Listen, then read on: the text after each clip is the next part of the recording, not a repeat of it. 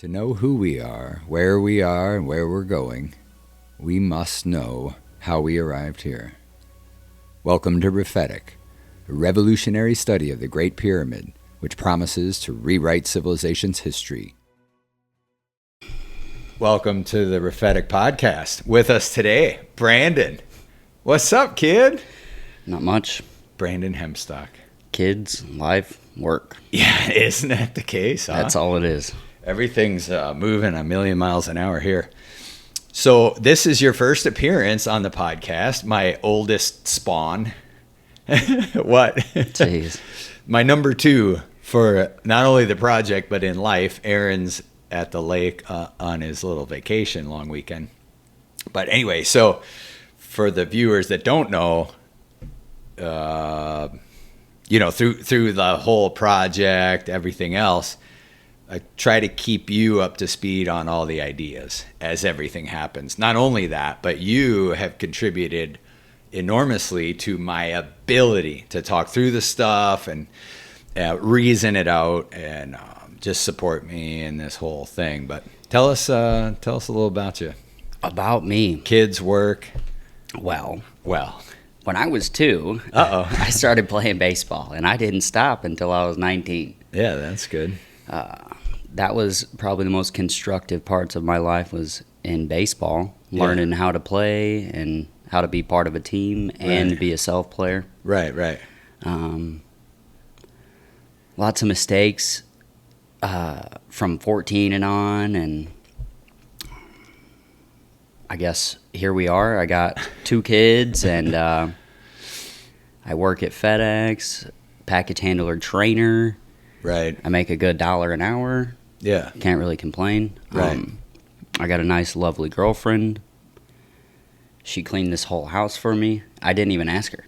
Oh, because for today or just in general? I think so. Oh. I mentioned it to her, but I didn't say anything, like twice. Like, right. Hey, clean the house. Yeah. She just knocked it right out. Good. Yep, looks good. Laundry's done. You wouldn't think it takes that much to set up, which it really doesn't take that much, but it takes a good 20 minutes to get everything set up. Oh, you're a pro at it by now, though. Not exactly a pro. At least the button's recording. Yes, this button's on, the video's on. So, yeah, cool. So, for the viewer, we talked the other day about, it's super easy or just tell us we talked the other day about not competing with your parents, things like that, or, you living in the shadow of what I'm trying to do, things like that. Everybody kind of lives their own life, but it's pretty easy to fall into just parroting your parents' things, or, if you assume a project or a company or, my dad wants me to be a dentist or whatever. Yeah, you're just drowning in the ideas of those before you. Exactly. Yes. Yeah. So what's your approach to it? To be individual, to be sovereign, to not live underneath let's just even say it, not live under expectations of parents, things like that, You're 27, I'm 54. I live under constant expectations from everybody around me, like besides you. Okay. I'm saying that the reality for me is we come to a point where I helped you lots of the way through this, and it's almost a we thing. I'm not assuming your thing. It's we built this. Let's make it and finish it. Right. Even recently, like we talked about academic papers, things like that. I was like, maybe I'll have both of you guys just write a little bit. So our academic papers are by all 3 of us. Right. Something like that. So I've considered stuff like that. But again, you don't want to just piggyback authorship on something you didn't create. You know what I mean? But we've created it between our minds, right? So yeah, it's a little different. Aaron was so young. There was no contribution to be made from the 2-year-old. Right. And so that's for when you, most of the heavy work was early being done. on, yeah. Is early in Aaron's life. First couple of years, yeah. And it was full throttle from you, like nobody else gets attention. Like, this is the thing. This is the thing. Obviously, you checked in and was talkative and but I tried to visited. be as present as Of I course. could be. But there's a soul investment to the thing. Right. And I wouldn't even take a sec. Like, if you had to do it all over again, I would wish that you did what you did. Yeah. Because well, okay. 15 years later, we are still working towards the thing. Right. If we would have taken breaks, it'd take longer. Yeah.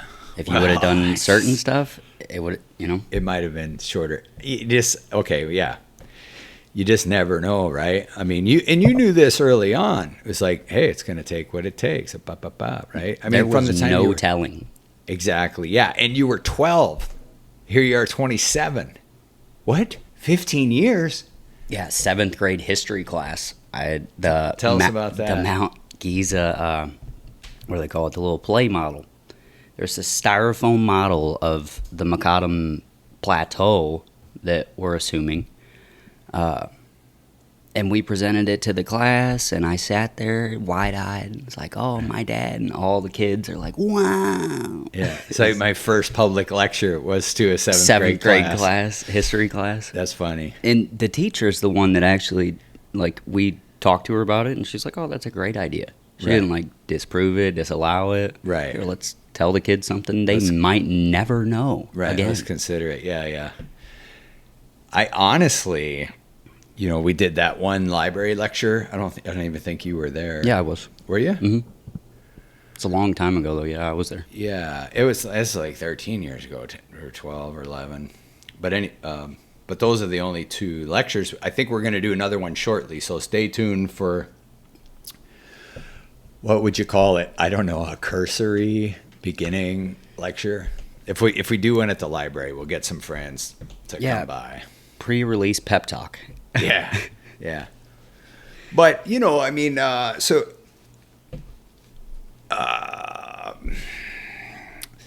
the difficulty is you could talk about something. I could sit here and talk for 4 or 5 hours, right? Yeah, about whatever content. But people had to sit down and digest it for themselves. The actual words on the page, the actual images, right? So you can conceptually talk about everything, like the Macadam, the plateau versus the Butte assumption, right? Yeah, it makes sense until you're looking at the numbers and you're like, oh, what do I do here? Yeah. Like the average Joe, right? The book and then the dictionary right next to each other the whole time. Yeah, but it's not that. You know what I'm saying. Like, you write it in as simple a language as you can. Right? So that it's digestible to the average person, average literate person, you know. So I think that's one challenge, but the presence of the author's voice is like pertinent to how this book flows. Okay, you mean in the content itself? Yeah, you're in the actual pages. Right. The words of the author are very distinctive between the, like, where we're talking about this, like, all the statistical information is different than your perception of certain things or things that you found. It's not just numbers on a paper and here's what this looks like. No, here's how I came to this idea. Right. And here's where I was. Yeah. Like, there's so many notes, documents. Right. It's like we're in the congressional library and we're trying to find the secret. Yeah. National treasure, whatever. Yeah. Well, and again, because I'm in it, I don't have the proper perspective on all of it. Right. So, like, for example, this morning I'm working in chapter 7, kind of refinement, right, of the construction phases, and then the stages within the phases, and then the taxonomy, listing of the tools or mechanisms or whatever, all of it, right? Yeah.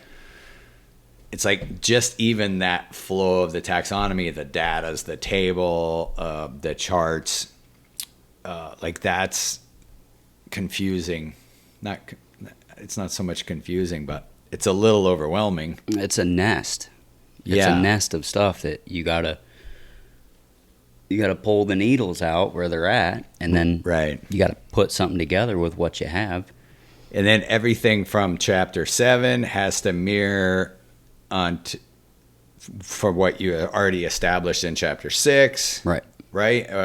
Has to map onto what you established in chapter 4, which really got established in chapter 3. So it's just keeping the same conveyed idea throughout a 5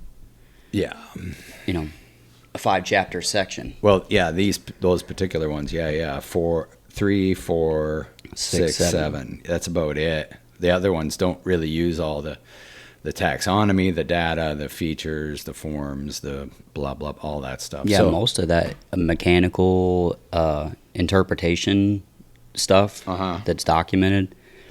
It is a hard read, but once you know what the forms are called, the pieces, once you know what everything is, right. It looks like a well-rounded thing. It's down, and again, the only reason the reason for the taxonomy and the tables and the ID numbers and all the continuity from chapter to chapter to chapter, right? The reason for all that is for the communication.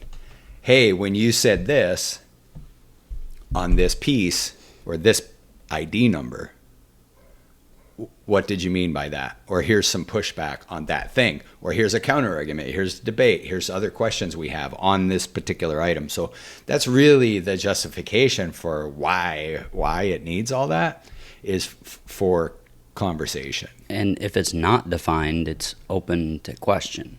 And we do want the question, but it has to have the proper analysis and the information tied to it. And the context. Like the context in the Cunian crisis chapter is way different than the context in chapter 6, where we offer the mechanical and thermodynamic interpretation. Right. Those are worlds apart, right? Yep. So I think it comes through in the book. And ultimately, the reader's going to decide if that stuff comes through or not. And again, further reinforced with the academic papers. I think at last count there was, I don't know, I think there was 15 maybe less. But we're gonna play by the rules of the orthodox scientific process, peer review, journal submission, this kind of things. So, but to be certain, each of those academic papers is within the book, right? Right. So, yeah, it just comes from a thread of a chapter somewhere in exactly, a paragraph. so it's more concise, more to the point. Although I don't wander around a lot. But right? You're just elaborating on a once spoken thing. Yeah, just specifically addressing the one key thing within a paper, let's say. Right. So anyway, that's pretty self-explanatory. And on that note, fast forward, I don't see, like I mentioned this before in the podcast. Have you listened to any of the podcasts? No? Well, you're a hell of a number 2. Dude. I'm just kidding. Yeah. How much time you got? Yeah, None. I know. No watch, no time. I'm giving you a hard time. But what I've said is that I don't foresee there being an audiobook as a standalone piece. Like you couldn't just listen to me read it all. Right. Only as a companion piece. So you could listen. I could do a read through, but you literally have to be reading it. Stop. Yeah.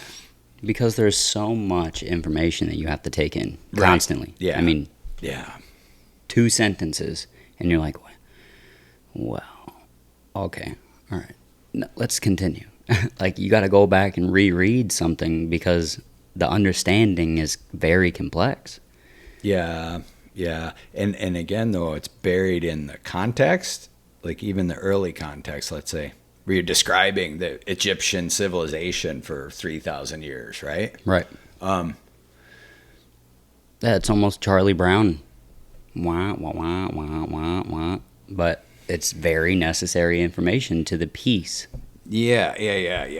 Because it makes the thing the whole. Right. And you can't just go, like, how there's over 1,000 books or whatever on the Great Pyramid. How do you synthesize those into one chapter? it's a little tough to do, right? So Rip the page out, and glue it. yeah, cut and paste. Yeah, for sure, for sure. So there's that. And then even getting lost in the details and the evidence is kind of a, you gotta want to go there, right? And I guess this separates a casual observer from somebody that wants to dive in, right? Yeah, the willingness part. I think it takes something special to sit down and really try to understand one of the most complex issues of existence. Yeah, okay. Tell me more about that. But I want to interject this. Is the Great Pyramid, or Giza's three primary pyramids, G1, G2, G3, it's a complex study. It's been around for a long time, but at its essence, it's just a pile of rocks. Right. So you're somewhere between, in the case of our suggested interpretation, you're somewhere between pile of rocks sitting on the bedrock and, a self-contained stone steam engine built to build itself and bring the butte down to the plateau, right? I'm saying the complexity, we don't want to over complicate what can already be viewed, simple. Yeah, what can be viewed as a pile of rocks, right? So, But we're looking at the remains of what once was. Yeah, it's sure. It's a pile of rocks now because we don't take good care of anything as humans. right.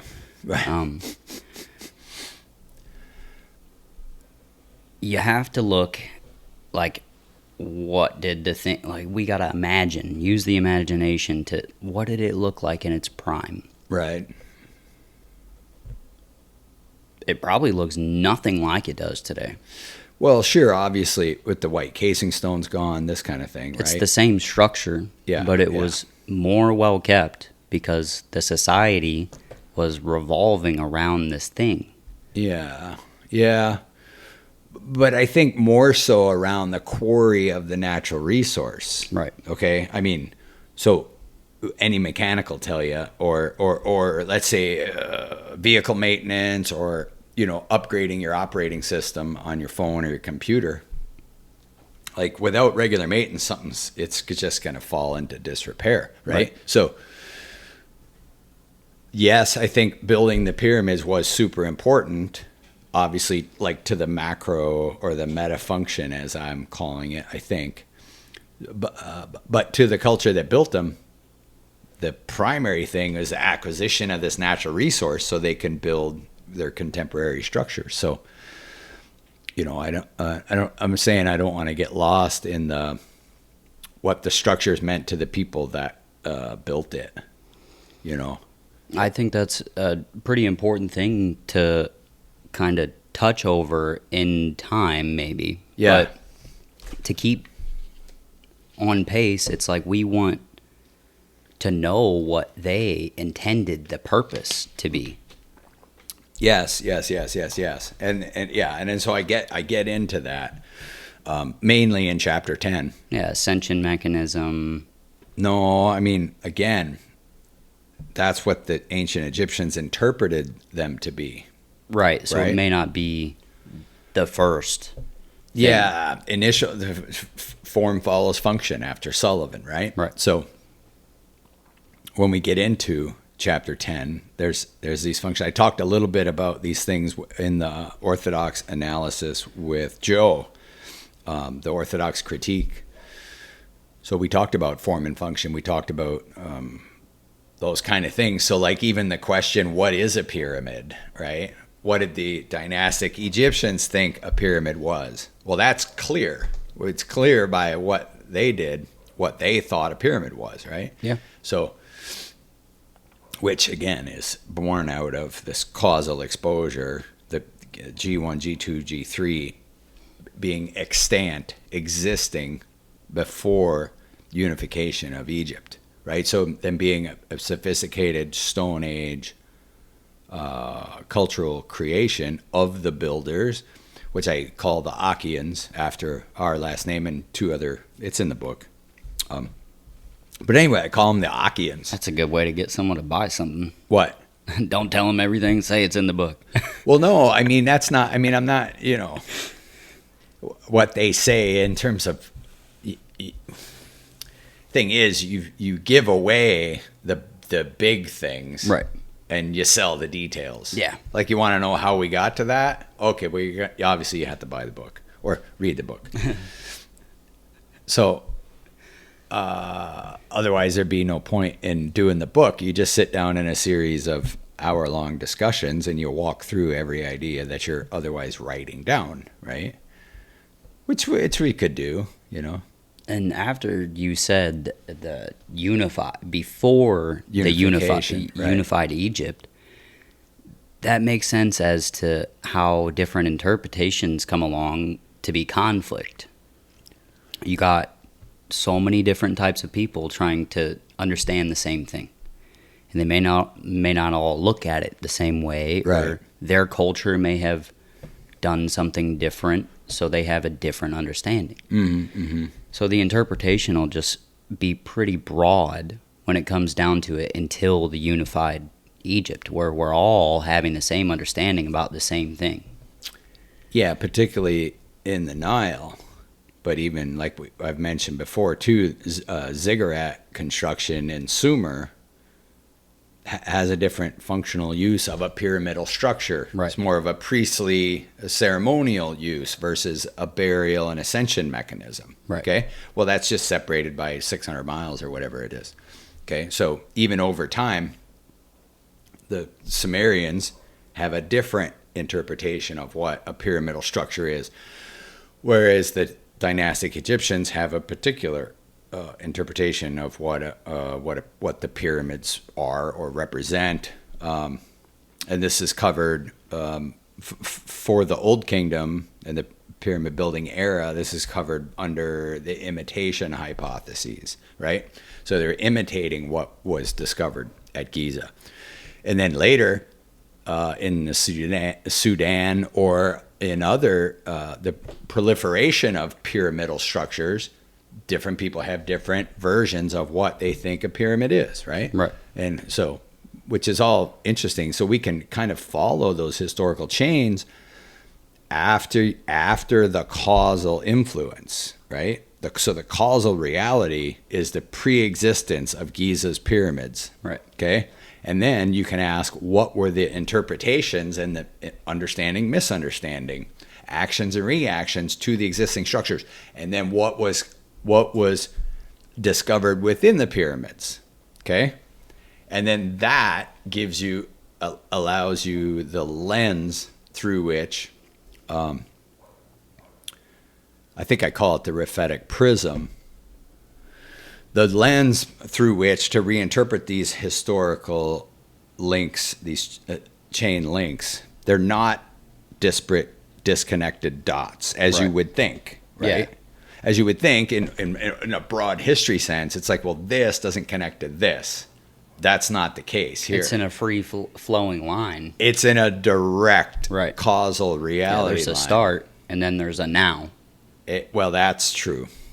That's true.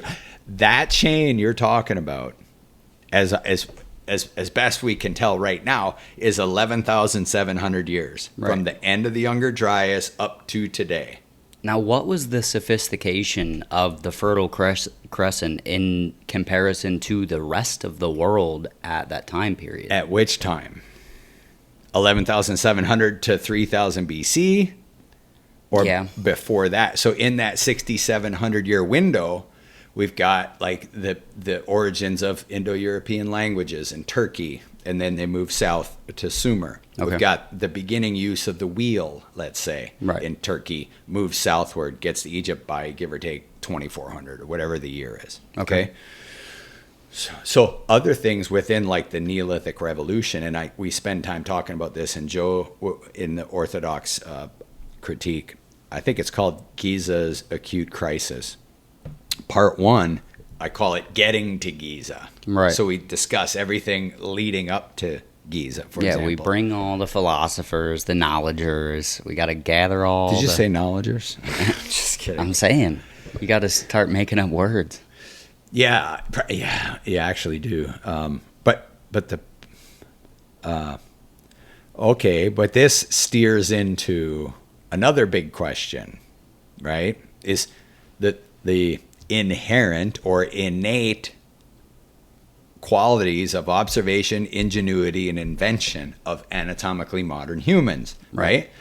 So that's the discussion. What's your opinion on, let's call them Stone Age humans, and I introduce other names as well.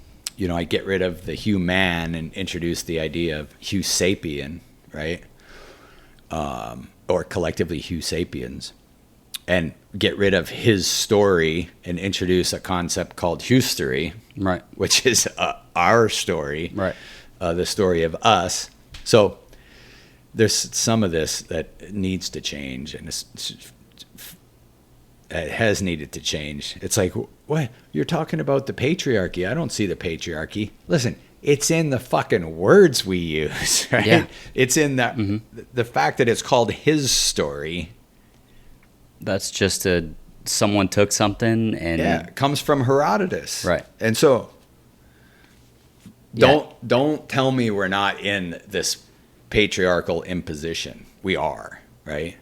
And so how about all of us? Yeah, the prism is built for a specific purpose, and that's to keep people where they're at. Yeah, true. There's no displacement in class level. Yeah, stay where you are. You can't vote. You can vote. You're 2/3 of a person. You're a full vote of a person. What are we talking about? Our history is so cockamamie, right? But here's the question. Were Stone Age Hugh sapiens just as capable as we of today? That's the question. And so you talk about sailing the open seas. You talk about base mechanics. You talk about fundamental geometric and mathematical knowledge, right? I would go as far as to say that they had more understanding than we do now, just based off the things that were accomplished with so little. But again, we don't know. We don't know how little they had or didn't have, right? Well, I mean, let's just take what information we do have and assume that there was just Stone Age Neolithic people with rocks and stones on the end of sticks. Yeah. Paleolithic. Yeah, whatever the time period. Okay, so all the evidence we have is of those hunter-gatherer cultures. What? The interpretation of the evidence we have. Right. Okay, it disallows any sophistication, disallows mathematics, disallows base geometry, disallows any technical sophistication, right? That to me is completely like, wah, flash the lights on that. Yes. So again, we would call that a false start, right? Yeah. So two things. One, we've lacked the evidence for sophisticated, let's call them Paleolithic culture. Well, we propose that that's not accurate. Right. Or we've in this is the case, we've lacked the interpretation of known evidence which confirms the anthropological base assumption. Yeah, if the process was being followed, there would be no mishap. Which process? In coming to an understanding. Well, just being scientific about it. Okay. We would develop everything we needed and then make a conclusion. Yeah. We're just making stuff up and putting it on a paper and saying, here is your history, people. Yeah. Well, and again, I speak to this only briefly, but there's when you talk about an evolution over any time period, there's a requirement to be wrong. Right. First. Yeah. You have to be wrong. So take the scientific era. Take something in the case of Herodotus that dates to 2,400 years ago, 2450, 450 BCE. Whatever he writes down that is suggested to be factual and accurate, or just like, let's say, the biblical narratives, right? at 1500, give or take 1500 BC. Bound to be wrong. Okay? Yeah, with the vision of the build.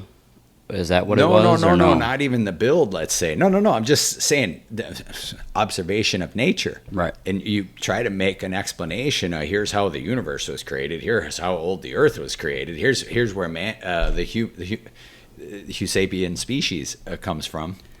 You're going to be wrong. Yeah, you have to allow yourself It's that grace. It's a being, requirement to be wrong. Nobody's right out of the gate. So they're all called false starts. They're false starts in understanding. So when somebody discovers something that appears to be sophisticated, you have an existing paradigm, which is a false start, and then you try to force all the evidence into that false start paradigmatic narrative. So that's what we've done. That sounds like someone was complicit in a lie. Okay, but perhaps, but you can also chalk it up to pure ignorance. Right. Just being stupid. Yeah, but I forget the Hanlon's razor. Don't attribute to malice that which can be attributed solely by stupidity. Okay, but don't rule out malice. Right. So that's where it is, and so yeah. And the other part, how about don't take anybody's word for it? This comes up often. It's like, well, who are you? Who are you? Oh, wait, you're not a credentialed PhD archaeologist. You're not a geologist. Okay, correct. Can we just be anatomically modern Homo sapiens and look at something and figure it out, right? That's like asking if everybody's just like you. No, I'm not saying identical. Obviously. Everybody's got their own thing that they're good at, though. So, True that. And back to the conversation we had earlier about what did these Fertile Crescent cultures, what was their sophistication level? Like when we go to build these structures out of the mountain, you have to go and, like, when they go to space, they find the minds of the world to put the monkey in the spaceship. Yeah. Well, okay, yes. This is true of any particular, let's call it division of labor or division of thinking. Yeah, you go get the smartest people. Right. In a given field. And you give them what you got. Right. And see what they can do. Push it. Yeah. So we see this now with Silicon Valley. We saw it with the Industrial Revolutions. We saw it with the automotive industry, with the tech industry. But that's the exact balance that you're talking about, is that allowance of, hey, you may be right, I may be wrong. We have to hand it off to the people that know maybe better than we do sometimes. Well, and in all things, you say, yeah, here's my best guess. Right. And you take feedback. Mm-hmm. That's it. Or new evidence, anomalous evidence, stuff you didn't expect, presents itself, and you either modify the paradigm, and this all goes into the Kuhnian framework, right? You modify the paradigm, you move forward, ideas go through revolution, right? This happens over and over in every discipline, but it's basically yet to happen, hasn't happened yet, right? When it comes to this long tail of history. But there's a direct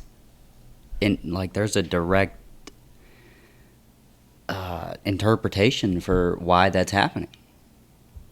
We should attribute it to the people that would not want accept us to new ideas or change the paradigm. It would be putting the people at the top in the same boat, the same level as everybody else. Well, okay, the equality is not what is wanted out of the history that they've made. Okay, yeah, but certain systems, let's say some corpus of knowledge, it lends itself to some hierarchy, right? So these paradigms get established within given communities, right?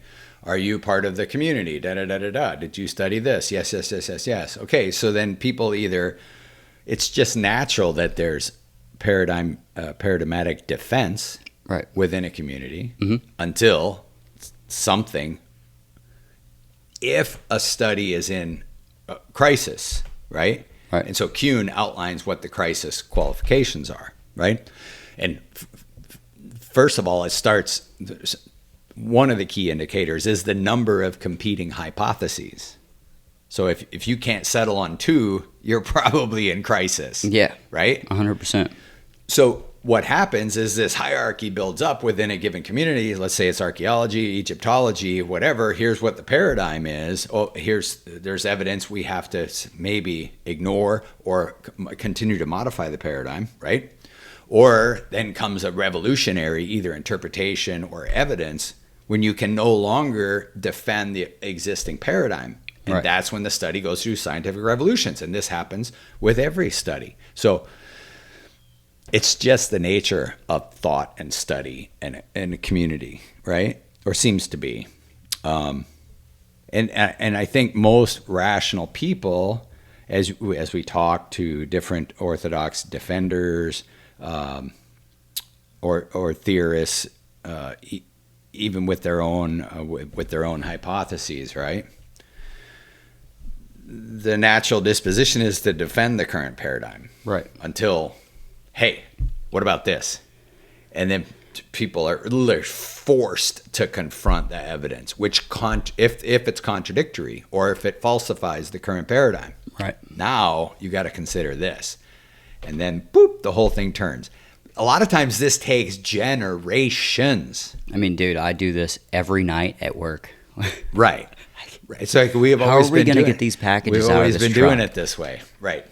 I don't know. Try Do you want me to try new. something? Exactly. Mm-hmm. Listen, whether it's packing a truck or building the pyramids or building a bridge or whatever it is, man, same shit. Yeah. Right? Same exact shit. Yeah, the relevance of almost everything. It's like kind of scary at times where you see like the identities of different ideas. Like they carry so far that they're once forgotten. They're so old that they've been interpreted so many times. It's like the telephone game. Yeah. Where yeah. we've long forgotten what the true purpose is or how things were actually done. Mm-hmm. But we've substituted it with a guess. Okay. Which is the proper definition of fiction. Right. The assumption of a possibility as fact. Right. Yeah. Okay? Throw it out the window. Yeah. So this is true of all fiction, and this is particularly true. Our work suggests that the history of human cultures is a complete fiction. How do you do that? I mean, how do you, like, okay, Well, I take the headphones off, we're done with the thing, Yeah. and what? Yeah. How do I live? Well, it's one thing like to that? say it. It's one thing to say it. It's another. How do you internalize that? You tell me. You've been doing it since you were 12, basically. Okay. Like, I mean, it's the Matrix. It's the red pill, blue pill. Okay, fine. What? It's so far. It's woven in our fibers. We almost can't get rid of it. Right. This is the water we swim in. Yeah. There's no land. Okay. You're just stuck. Okay. You're stuck. Okay. The only thing that's going to pull you out the sky is the helicopter with the rope. Okay. Yeah. Yeah. Yeah. Yeah. Dory just keeps swimming. You know.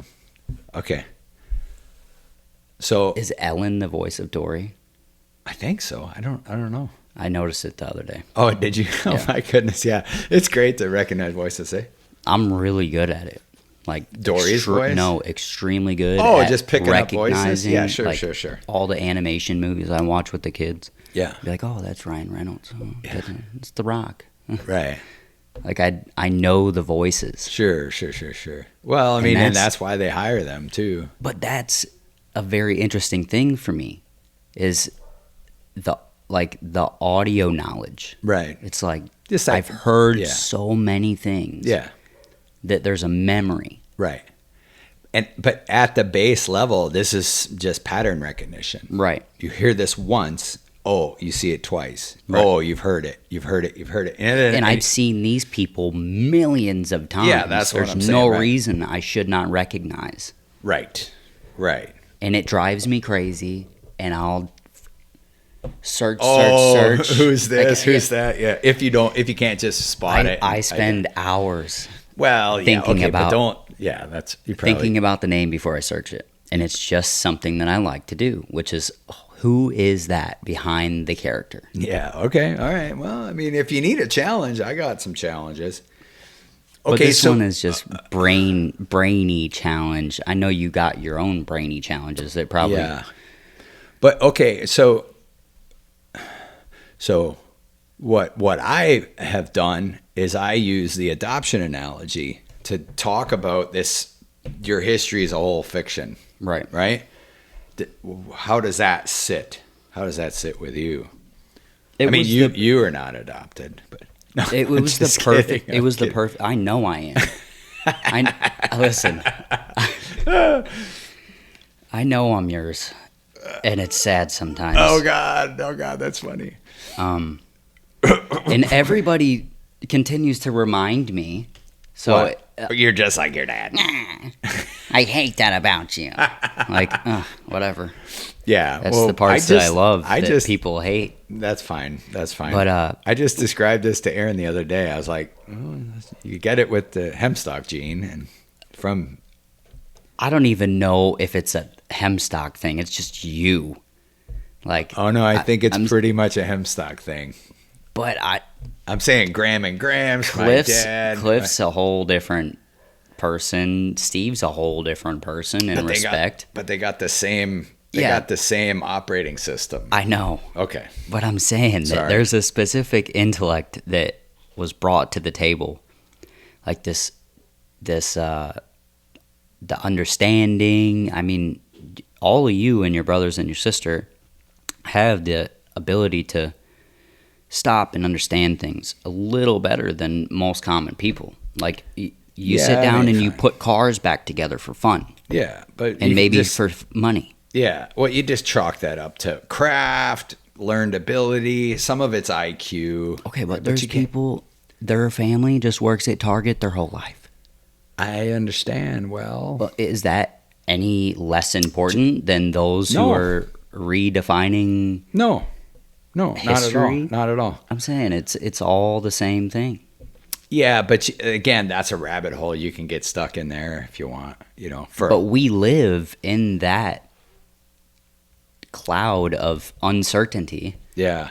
Well, and there's also is it the Dunning-Kruger effect? Is you go in, you learn a little bit about something, and then you think you know everything about it, right? Definitely applies to this work. Right? Yeah, 100%. Because there's times you get like carried away into an idea, and you're like, wait, why?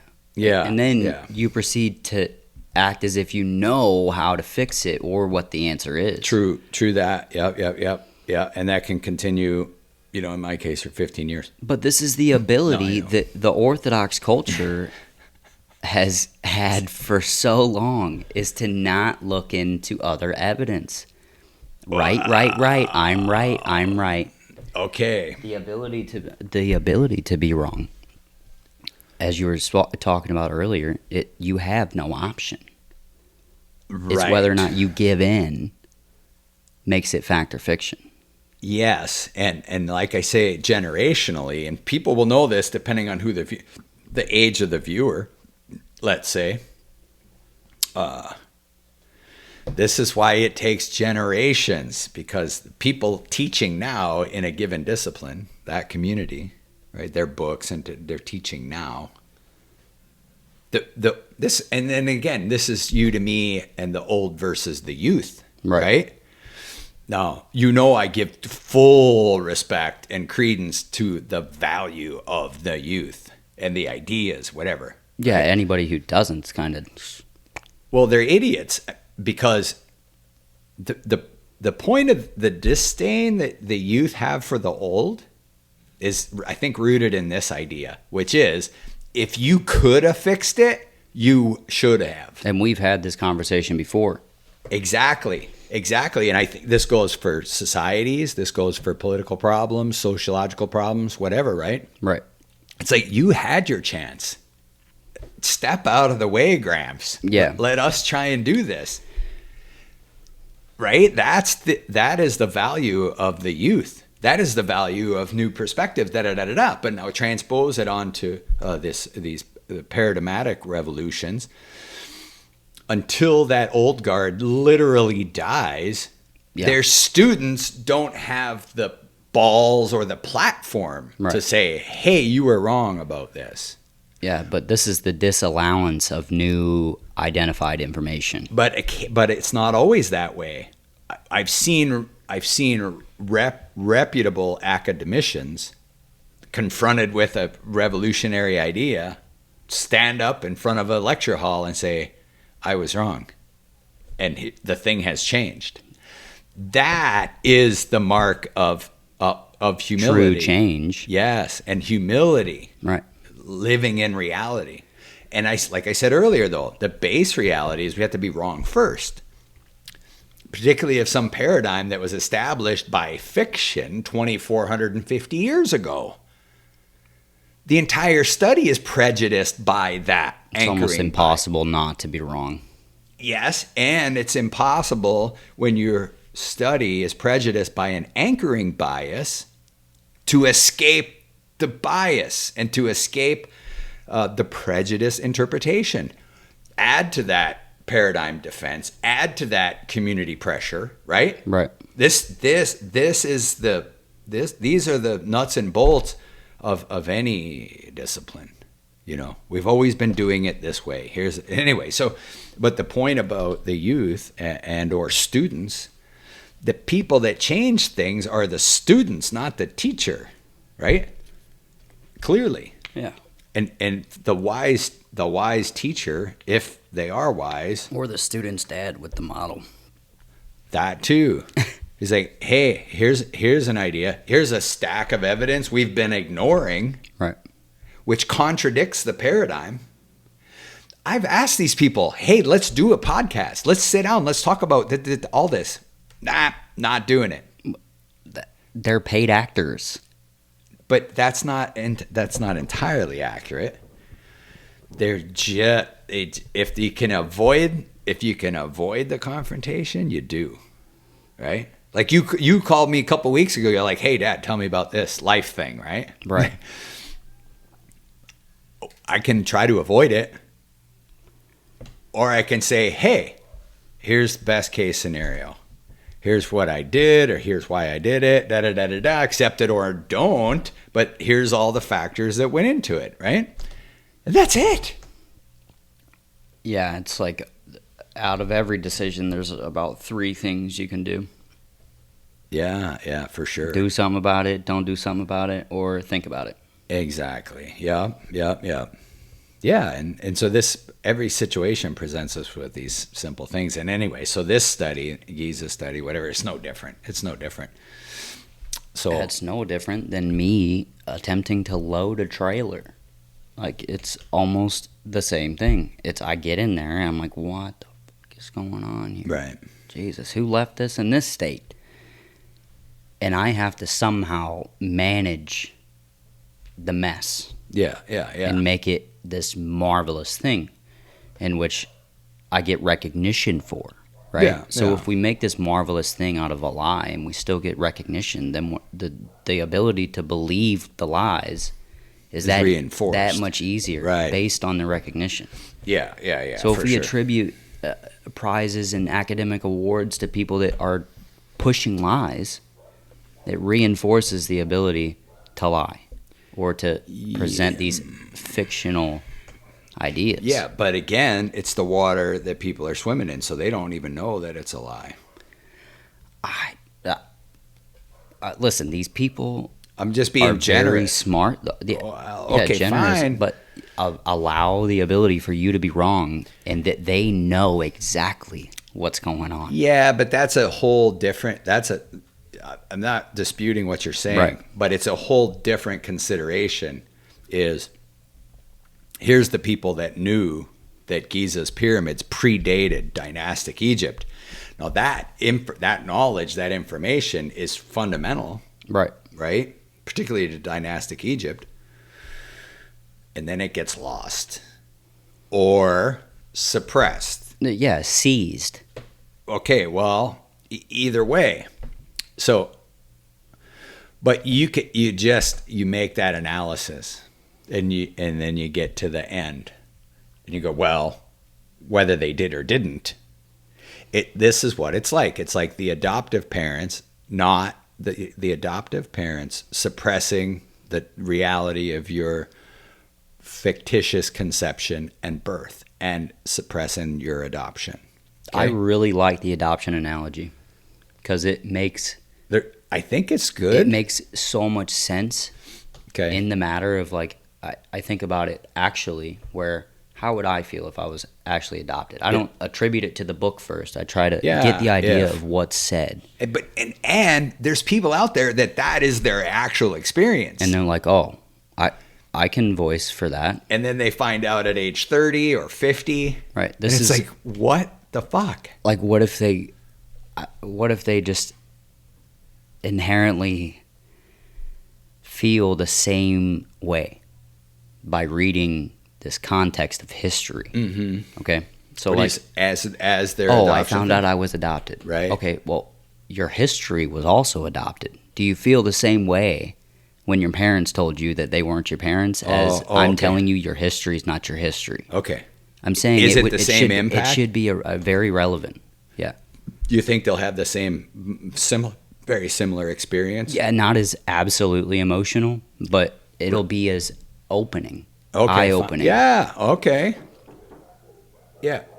Who's knocking? I have no idea. No. We'll pause and come right back to that. Watch yourself over there.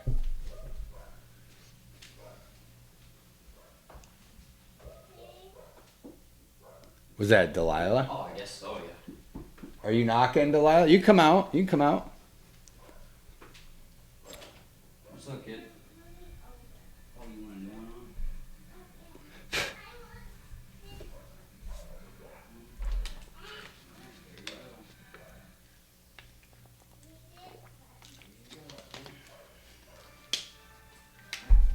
Take it easy. We'll be done in a minute. What time is it?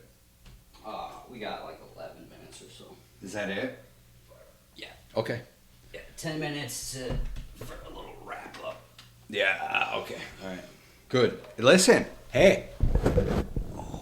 Next Friday, listen, we can do as many of these as we want. I don't want to cover the same ground, right? Yeah, but this is just a little introductory thing, like for me. Yep. And we're back. I feel as if we could kind of script a discussion to cover more ground about certain ideas that we haven't or that you haven't in other podcasts. Right. Or maybe to just do like a personal inquiry of, oh, hey, what's going on with life? Yeah. You know? Yeah. But I felt like this was good introductory items for me just to conversate about different things and voice my opinion about different artifacts. The adoption analogy, right, just to get into the content. the sophistication of the Fertile Crescent at the time of the build. Right. There's plenty of things that we have yet to talk about. Right. Yeah, for sure. Like, what does chapter 11 look like? Yeah. I always wonder. Yeah, me too. Me too. Yeah, for sure. And we can we'll wrap on this too. And you and I'll do more discussions because, aside from chapter 11, which we could talk about in a second, but I mean, so the audience doesn't necessarily know, but there's 15, 16, 1,700 pages of journals that I started within the first couple years of the project, both to document what's going on, what are the ideas, when did they come to me, and then hundreds of emails that I start sending to myself, right? Just to get this stuff down for you, for Aaron, or for posterity. Right? Yeah, foundation for understanding. Yes. Yeah. Now, I rarely go back and look at this stuff Right. because it doesn't really help me what I'm doing. And that's a lot of reading when you're Yeah, supposed to be I'm not- writing. of course, yes. Yeah. So, anyway, but like this introduction, so what I was saying is early on, and I talked a little bit with Jeremy about this, and honestly, and I've told you know this as well, but I mean, rarely. You hear about it now and then with different scholars, right? That they die while they're working on their opus project. How about even worse? Da Vinci didn't finish 90% of his shit. Oh, but that's intentional. He's just a lazy artist. Or he saw that it was going to take longer than he had. Or that he quoted. This Right. is just a quote thing. I'm just saying. That's our everyday life 2 years ago. Yeah. For sure. No. Of course. So, okay. But early on, I knew, and there's, what is, just stay right there. Delilah, you come out. Anyway, Delilah's knocking. You come out if you need something. Anyway, so that's better than us stomping. What, early on, I was like, the last thing I want is to leave. What do you need, sis? I need the camper so I can live the camper. Oh, you need the camper? What Where's it camper? It's right there by It's right behind me. Well, give her the camper. Jeez. Come on. Brandon will get it. What else do you need? Is that it? You had breakfast, you're watching a movie. Look at that pink camper. Roll it over here, I'll give it to her. Look at it. We got a pink camper. Here you go, sis. Here, drive that over there. Okay? You can leave that door open if you want to. All right, what were those last words you just said? So what I was saying is, pardon the interruption, Delilah needed a toy. So what I was saying is, Close the door, Delilah. you can close the door if you want. I don't want to die and leave an unfinished project. Well, good thing most of it's finished. Yes, but even at this point, up to the end, it's like, oh, Jesus. So, but here's what I'm saying is rarely does somebody have to confront that. It's like, here's your thing. You have no idea how long it's going to take. You have no idea. You're not even capable at the beginning. You're not Right. even capable. You don't have the knowledge. What do you know about the pyramids of Giza when you're looking at Iron Mountain? Or any place, yeah. The Butte at Palmer, Mount Palmer. The answer is the same as everybody else. Right. Casual exposure. Yeah, little to nothing. Casual interest. But what I did have at the beginning was somewhere, it might have been 7th grade world history, but I saw an image of the Sphinx, and I just remember it leaving an impression on me. Right. You know? Anyway, so from the beginning was, let me finish this before I die. Because the worst thing would be to just leave some unfinished shit for your two sons, you know? I'm just saying. Yeah. So that was that. That's the journey. Perfect last chapter. Sorry. The author left the building. Yeah, I know. Elvis has left the stage. Okay, so but we're coming up to the end here, and we can wrap things up in chapter 11.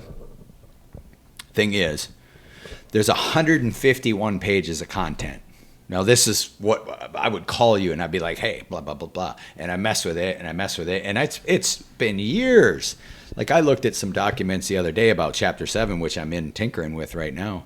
Like, stuff's from 2019. Right. So it's 5 years old the last time I really touched Chapter 7, okay?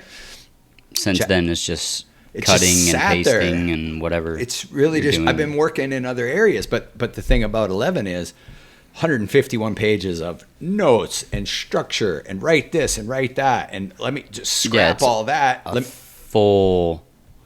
a full frontal construction of 11. There's no, I have a little bit from 5 years ago. It's, I have to make this whole chapter. from scratch, as if I wasn't just working on 3 or what, Yeah. like how do you come from 10 into 11 and in through 11 to a finalized piece? Yeah. Get out. There's some call to action. It's more of a call to being. Right. So yeah, remember who you are and why you're here. But reclaim who you are. Yeah, because there's been some sort of theft of history, knowledge, ability. We were hindered by that first thievery. Yeah. They stole the ability for us to thrive and succeed.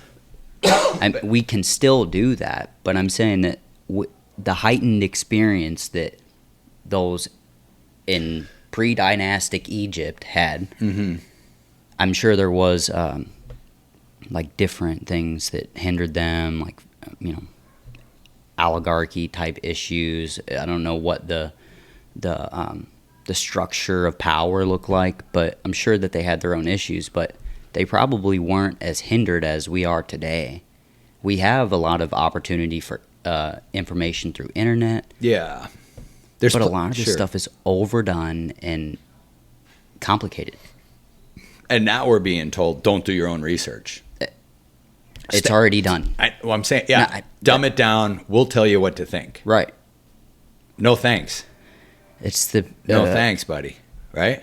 Yeah, that's the water. We're waiting for the helicopter. Exactly. Yeah. So, okay, and again, we're gonna couch all that as an illusory history. Okay, and this is where the adoption analogy comes in, I think,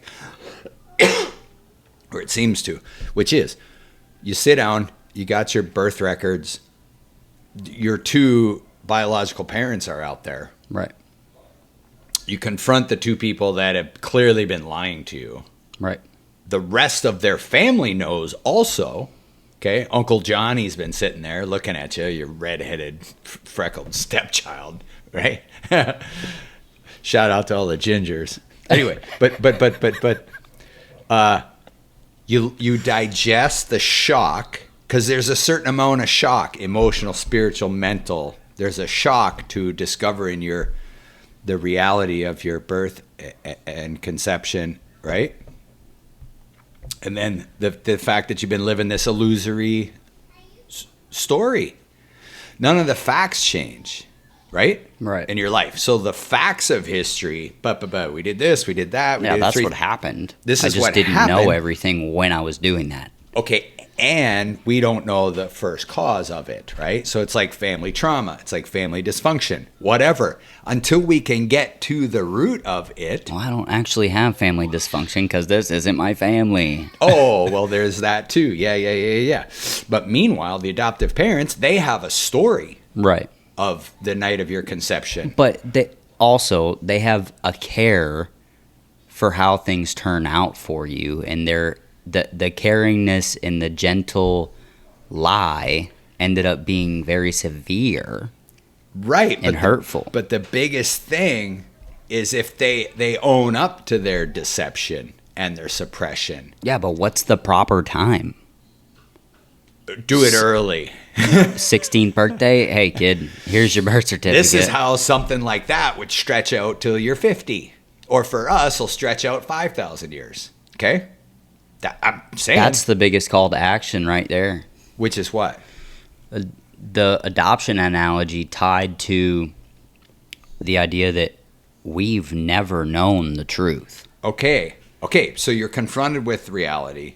You get to interact with the people that have been lying to you since forever.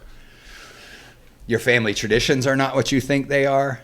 Your biological parents are not who you think they are. Your genetic disposition, all your epigenetics, your entire personality didn't come from these 2 people. Right. Okay? They're just been custodians. But you've also adopted these certain things from them. So to try to rid yourself of them is going to be like a fucking visit to rehab. Yeah, but but that's the thing. First of all, it would be just like a grief process. Right. You're going to grieve this history, which turns out to be an illusion. But you're also going to withstand and understand the purpose through that. Yes. Like it sheds a light on the purpose. And so you claim your own sovereignty, Right. your own individuality. You can put down that story. You can thank your uncle that brought you the birth certificate or aunt. There's shock. You take a big break, you take a step back from the table, and then you reevaluate. Maybe you really like the old. Maybe you really like Cypher. You want to go back in the Matrix and have your steak, right? No. There's going to be a certain amount of people that want to do that because it's challenging to live in reality, right? Yeah. How do you confront 6,000 years of history and say, oh, well, I guess we got to start over? That's the question. This is what chapter 11 is. How do you start over? Well, first of all, Or how do you pick up where whoever left off? First of all, you do it within your community, your family, your friends. Yeah, it starts super personal. That's like the one to one. That's the purpose of the podcast. Right. Okay? Yeah, it's a one-to-one scenario. That's it. Nobody's interjecting, and we don't got voices everywhere. And you may do it at the coffee shop sometimes. Sure, but that's wherever. a personable experience. Yep. Those people know you. With your friends, with your family, da-da-da-da-da. You claim your own ideas, again, beholden to reality. Yeah. Right? Mm-hmm. And then you do away with that part of the story, which is a fiction and illusion, and you start to reclaim your own identity. And yeah, there's a certain like sanctity that you find in that idea of like, I have the chance to be free from that. Yep. And just like Cypher, independent presented sovereignty. with the option, Yeah. knowing the outcome of choosing the wrong way, he still does it for that stake. Yeah. For the digital stake. Right. Like he already knew it was fake. I know. But he wanted to taste the program. Yeah. What sense does that make to someone on the outside who wants to be a blue pill?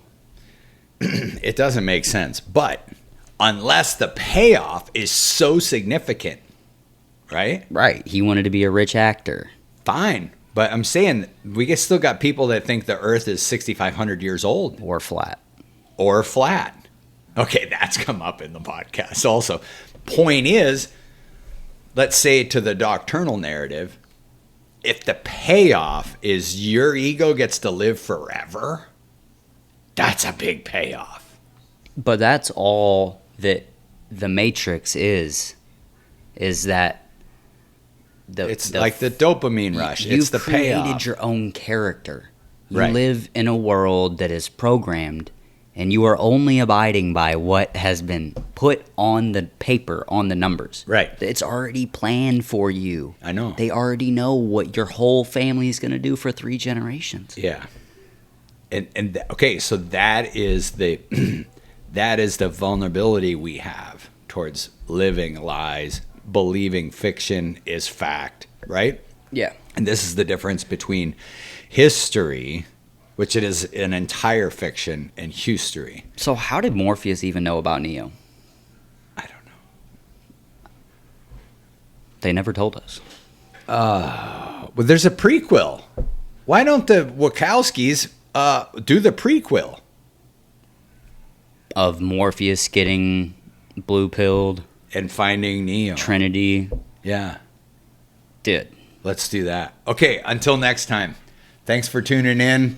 We'll be back with more Prophetic Podcasts with Brandon, my oldest son. Appreciate it, buddy. Love you. Every week, Friday morning. Well, maybe. If I can wake up on time. Yeah, we'll have a lot of discussions, and I feel it's not. I don't feel bad, but each time we would talk about this, I'm like, why aren't we recording? yes, this? we need to be recording these Right. conversations. So anyway, all right, love you, buddy. Yeah. Love you too. Talk soon.